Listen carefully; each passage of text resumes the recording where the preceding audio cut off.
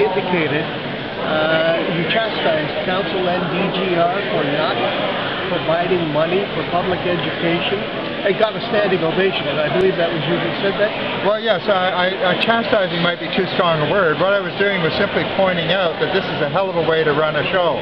You know, if you really want people to participate, you want them to know what they're talking about. Therefore, you have to make resources available for them to educate themselves.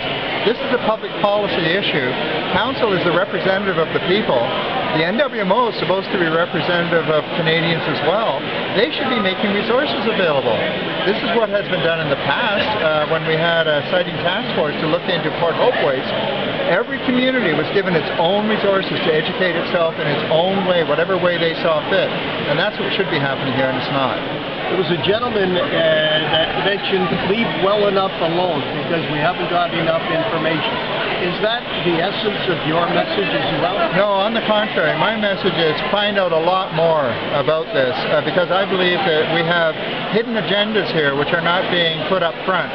We're being told that this is primarily for the purposes of safety to put this waste underground, but as a matter of fact there are other motives at work.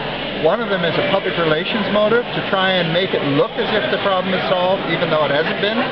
Another one is to get the waste into one location so that they can subsequently reprocess it. That means dissolve it in nitric acid to separate the plutonium. And they have stated this in their documents, but they're not telling people that this is what they have in mind. So I think that we have hidden agendas. The only way those hidden agendas can come to light is by a public education process. People should know what's involved properly before they make any decision. Sir, you mentioned in your presentation about the heated rock and what it does after 4,400 years and 8,800 years. But how would you know that since we haven't had nuclear that long? It had to be an experiment that was man-made.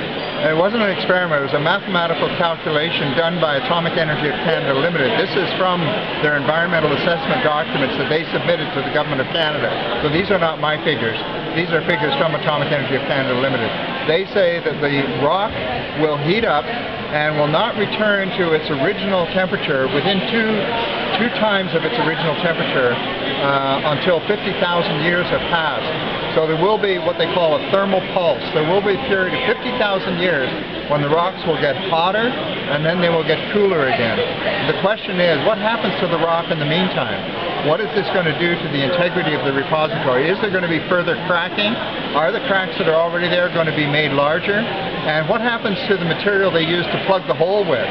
Because that's not real rock, that's going to be man-made material. How's that going to react to this heating? Now they've done studies on all of this, but we really don't have the answers because 50,000 years is 10 times longer than the age of the Egyptian pyramids. So for anybody to try and predict ahead of time 50,000 years what's going to happen is ridiculous. And if they were, I think, really honest, they would say so.